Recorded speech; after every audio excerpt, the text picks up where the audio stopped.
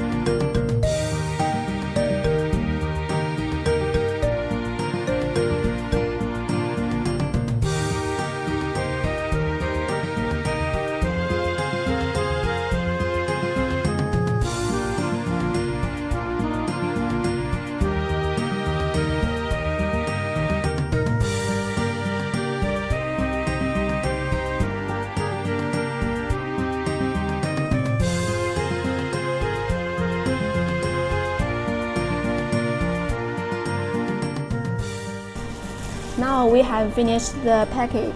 Look at it. Is it beautiful? Any question, welcome to contact and follow us. Bye bye.